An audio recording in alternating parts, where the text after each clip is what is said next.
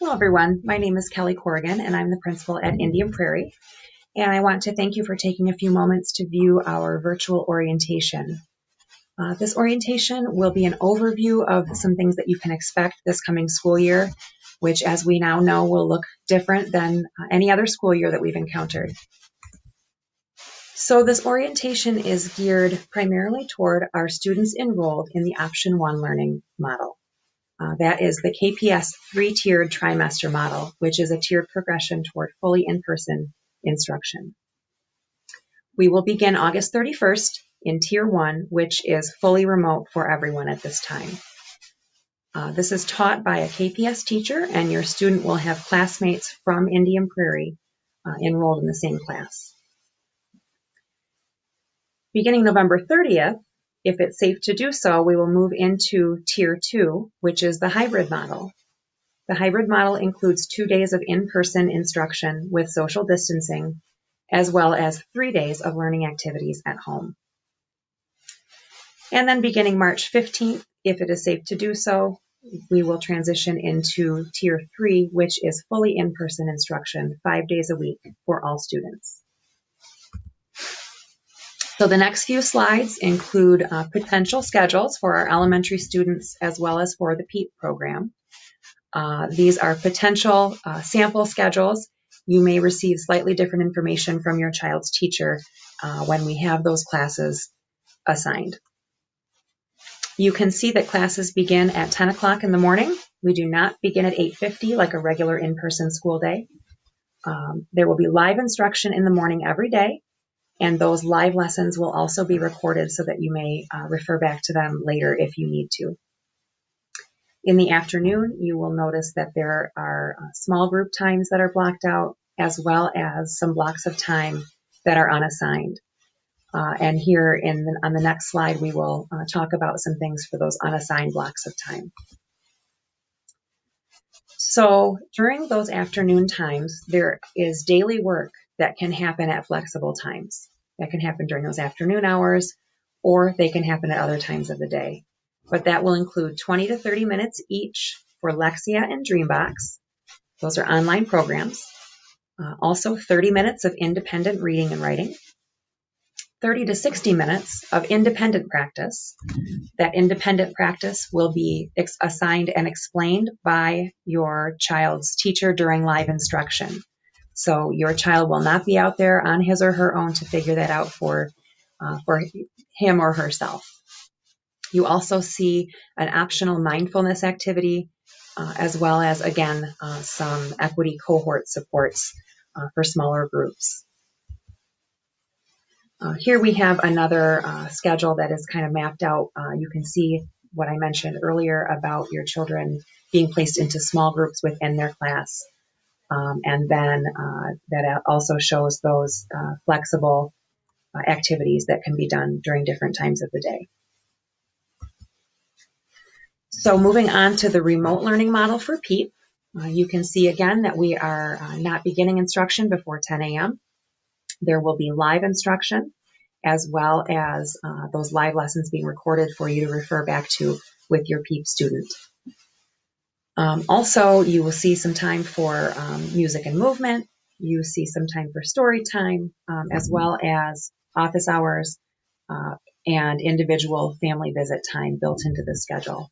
And again, you'll receive more specific information if you have a PEEP child from your child's PEEP teacher. So a few things to go over.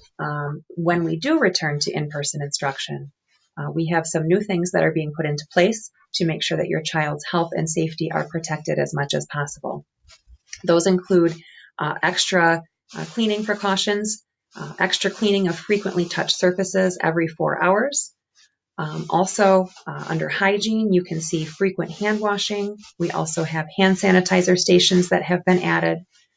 More education about personal health and hygiene, hand washing, sneezing, coughing, and we will have no shared items in the classrooms either. A lot of people are wondering about masks in school or face coverings. Masks will be worn if your child rides the bus at all times. Also, they will be worn in common areas of the school, but not necessarily all of the time that they are in class. Staff members, however, will be wearing their face coverings at all times. Of course, social distancing practices, desks separated, one-way hallways, and meals in classrooms. You will learn about new arrival and departure procedures when we get to that point. Plexiglass shields have been installed at the secretary station. Also, we'll be limiting visitors to the building except under extenuating circumstances. And then just a few other miscellaneous items. The big one for us at the elementary level is that we will be not holding any school assemblies this year. We will also not be taking any field trips this year. You should have received a robocall from me about our Welcome Back event, which includes our school supply distribution. We have 2 dates and times for this event: Thursday, August 27th from 4 until 6 p.m., or Friday, August 28th from 11 until 1 p.m. Any family can come during either of these times. This is not alphabetical. This is whatever is most convenient for your family. This is a drive-through model similar to what we did last spring for distribution of Chromebooks and the distribution of student belongings at the end of the school year. We will have several stations set up, including a school supply kit station, a station for registration and other required documents, and also a Chromebook station if needed for those students who did not receive one in the spring but might still need one now. When you come to this event, please remain in your vehicle unless you are asked to get out. Please wear a mask, and if possible, bring your own pen to sign your documents. Currently, the school is closed to visitors and office business. The office is open, but by appointment only. To schedule an appointment, please call at the number listed here, 337-0590, to schedule your appointment.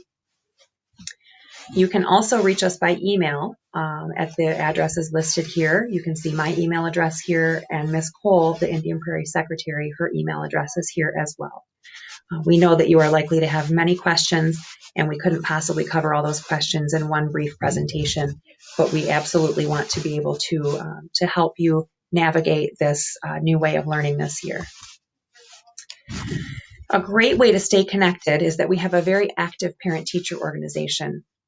They do a really great job of keeping us updated on important reminders, important messages, fun pictures, and things like that through their Facebook page and also their Instagram. So on either of those social media platforms, you can just search Indian Prairie PTO. On Facebook, you go and you like the page. On Instagram, click follow, and they will keep you up to date on reminders and also the same information that I send out in robocalls. So you can always go back to check that. What we know is it truly takes a village, and I think now more than ever, we need all hands on deck. Parents and families, you are a huge support to your students' education, and it is going to be very important that you and we work together to set high expectations this school year.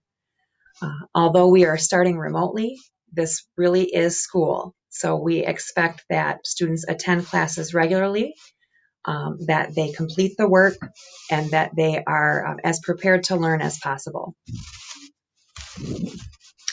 If you would like additional information, the Kalamazoo Public Schools website does a great job of keeping things up to date. And this particular address listed below is specific to this very unique school year.